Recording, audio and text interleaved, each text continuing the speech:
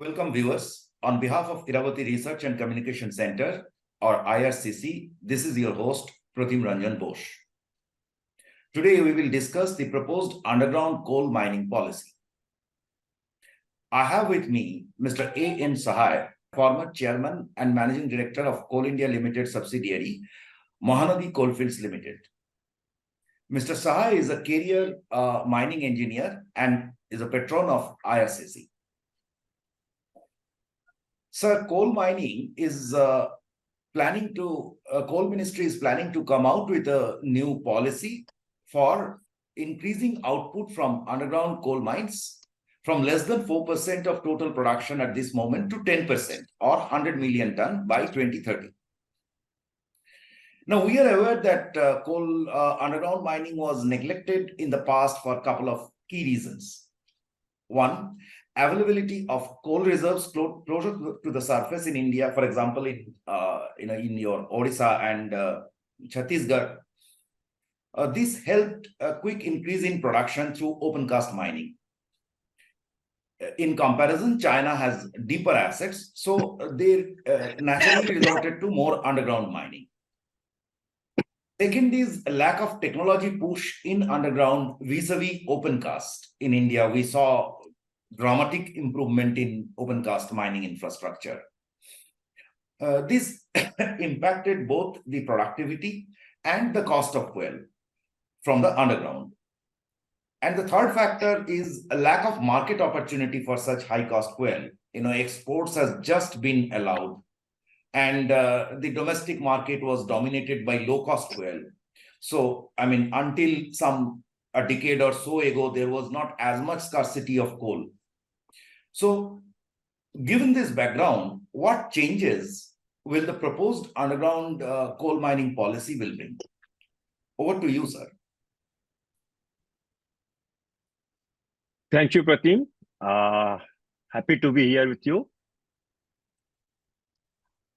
And my Diwali greetings, of course, a bit belated to all the viewers. First thing, you were telling that there was not much of a technology push to underground. That is not so.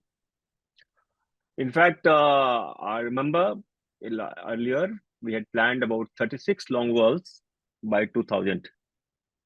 And India was to produce 400 millions.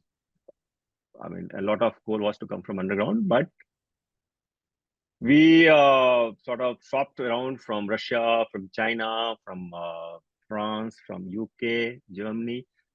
Somehow the long wall did not succeed for a number of regions.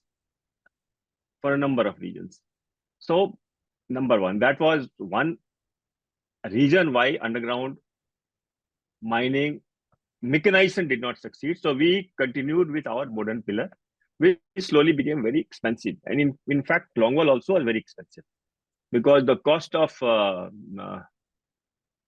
the longwall package, it became very, very expensive. I remember in 1978, the first longwall package was 2.78 crores. And by 1990, it had gone up to 200 crores. So, it became very capital intensive, and the amount, the way that we wanted productivity to come in because of a lot of geotechnical reasons, plus a lot of spare part supply and skills and all that. Somehow the underground did not succeed. So it was more or less outside. The mechanization of underground was dumped, and we continue with open cast where we succeeded. I think, sir, there was one mine in under ECL where they did recently completed the longwall underground. Yeah, Jhandra is there. In fact, and if I'm not wrong, some effort has been taken by Singarani coal mine. Adriala now. But right. Longwall what you require is a clean property, because it's a very heavy set of equipment, very capital intensive. So it's a very good equipment. Like you have a latest car. If you need a good highway, you can run it at 150 km/h speed. But if you try to run it on a rough road, it will not succeed. That is how longwall. Longwall, if we have without faults and geotechnical problems, if we have without dikes or faults, we have say 2 kilometer long property, then it is successful. But if we, in our case, it's not so. Number one. Number two, we had a lot of caving problems. In Europe and all that, yes, such is the roof that it You came allow very, you allow very, the above to subside. Here it does not. In Charcha, the whole of Longwall package was submerged because there was sudden mainfall, which did not regularly fall. So the space, vacant space was quite a lot, and then fell down on the package, and the whole package of, at that time, it was 60 crores or so was destroyed. So this is one technology we really wanted because that was what was advocated by all the foreign experts. Now, after that learning, we went for continuous miners, and we had been struggling, but continuous miner has been more or less established in India.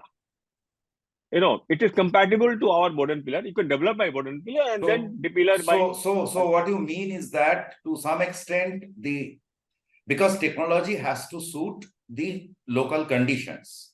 Yes. So we didn't have a technology that suited our local conditions. And you are saying that problem has more or less been solved through continuous miner. Yes, that is one technology that has come up. So the technology part is taken care of. More or less, you can say this is one technology that has come up where we can mechanize, and Coal India is going in massively for continuous miner application everywhere, either through departmental or through outsourcing to the private parties. So that is one of the probably policy moves. The Coal India where is they want more the issue here because we are now having private commercial miners also. So the issue is that whether the underground mining will get the due environment to succeed. That's right. That's right.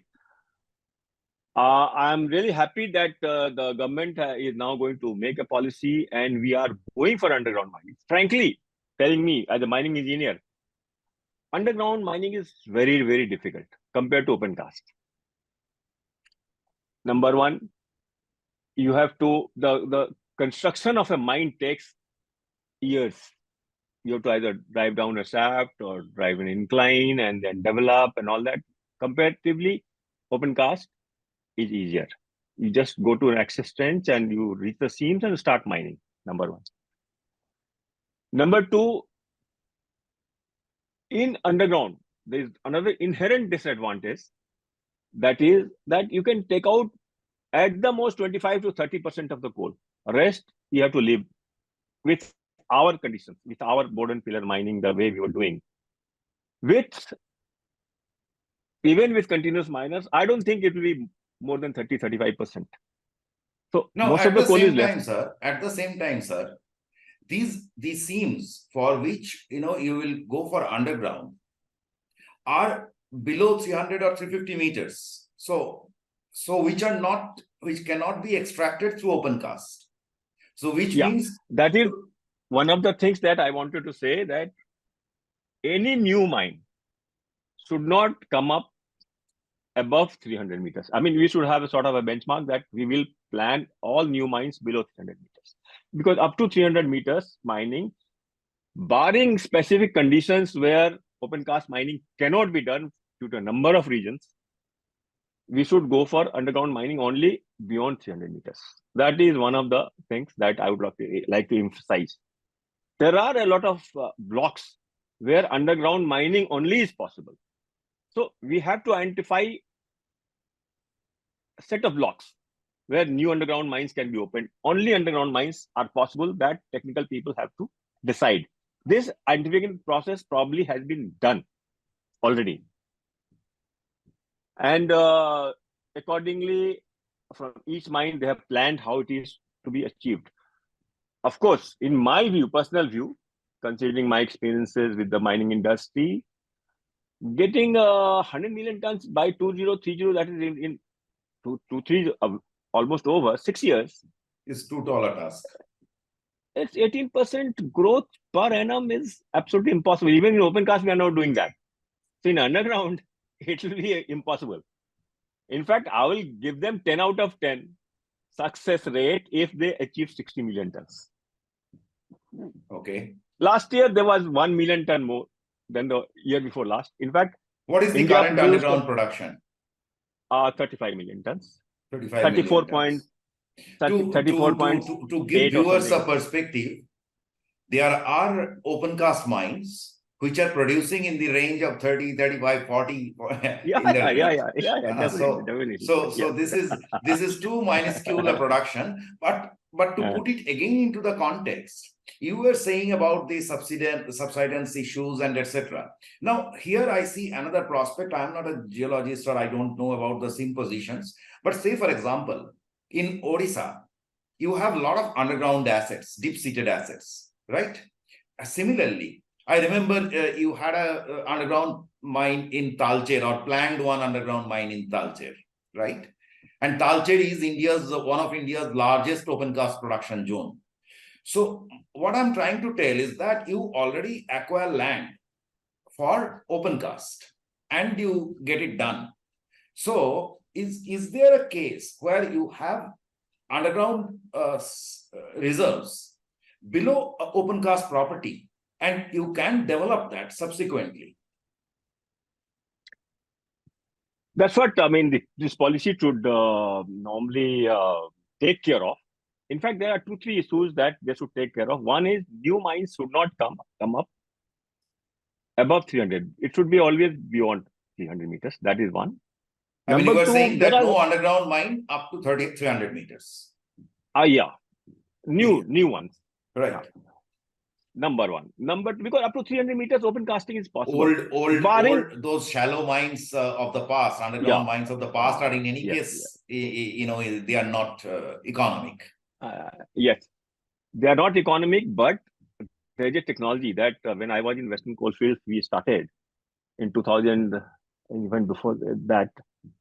That is, underground mines can be converted to open cast. So they should first have set of mines where new mines can come up beyond 300. Then they should also try and find out which are the mines which can be converted to open cast. I remember in Nagpur area in Western Coalfields, one mine, Kamti, we converted it to open cast and it started giving profit. Unless the mine gives. So you are saying here is that instead of having a straight-jacketed or kind of watertight underground mining approach, we should look at coal production, how to extract maximum resources, and there are uneconomic profitably or unviable underground mines which are very shallow, and so in those cases we should look at the opportunity to convert them into open cast. Open cast, yes. And then look at the viable possibility of extracting assets from underground below 300 meters viably. For new mines. For new mines. No, of course, we are talking about new mines. For existing underground mines, now there are two possibilities again. One is, of course, conversion to open cast. Another is, there are mines where continuous miner can be deployed. Why they are not deployed? They are being deployed now. As Coal India is gaining confidence, they are being deployed now. And Coal India at least is, I know about Coal India, they are going massively for continuous miner operations, either departmentally or they are going to outsource it. Sir, when a company produces 700 million ton, outsourcing, Coal India barely produces things on its own. Only 30% or 25% production comes from own sources. Yeah.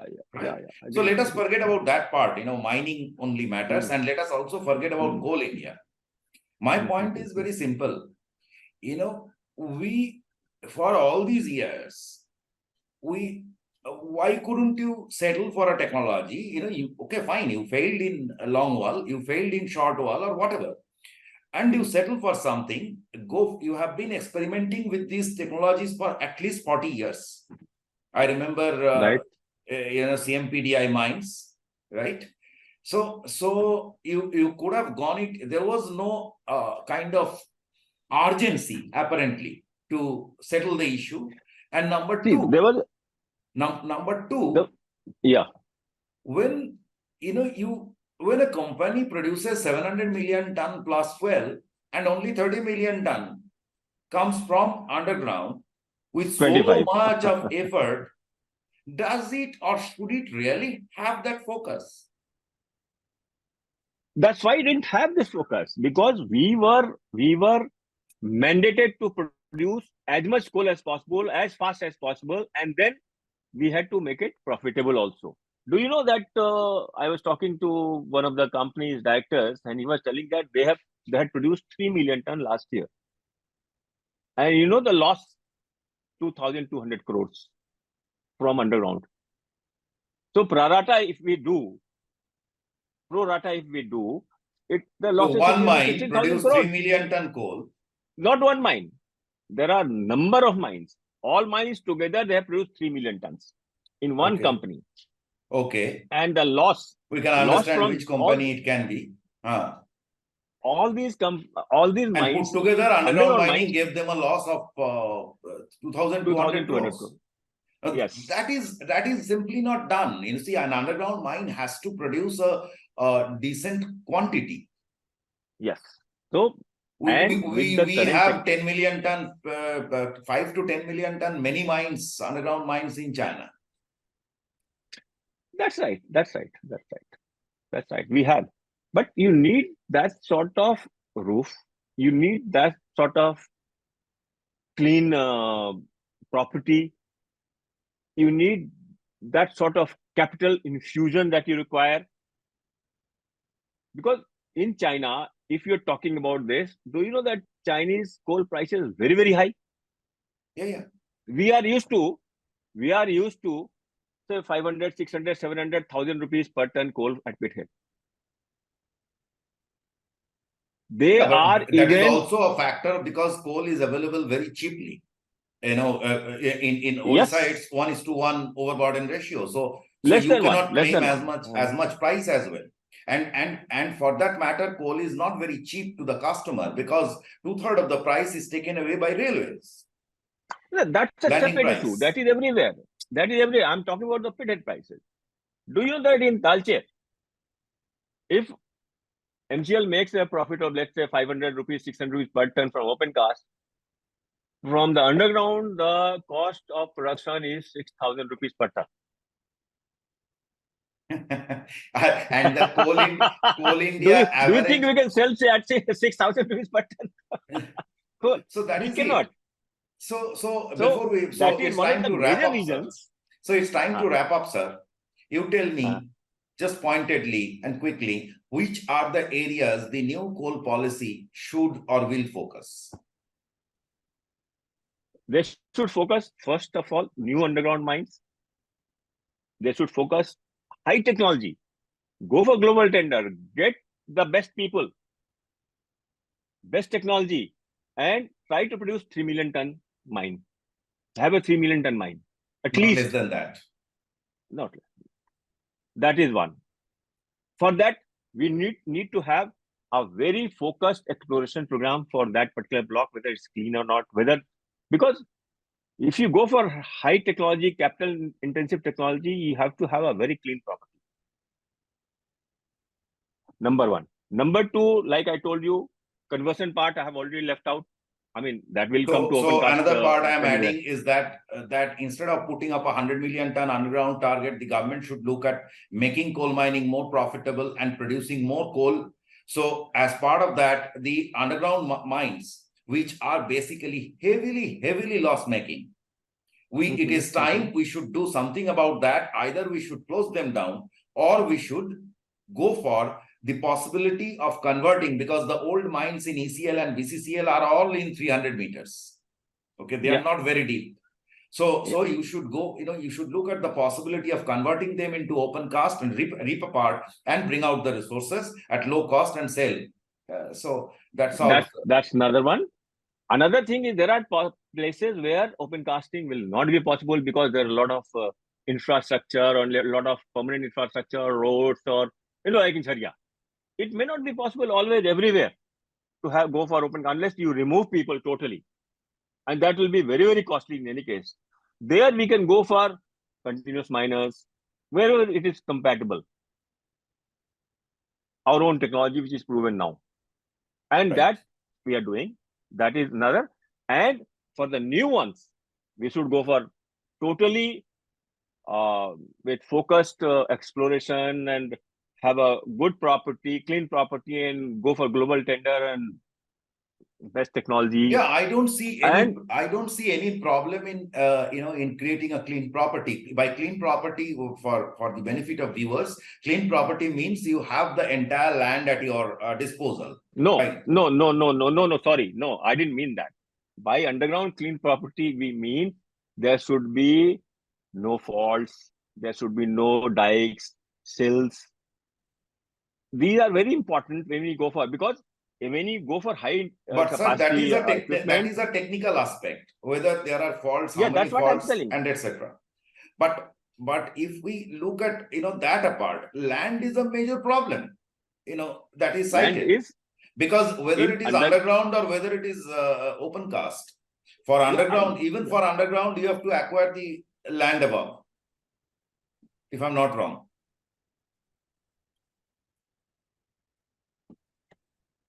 Land above also is a problem in underground.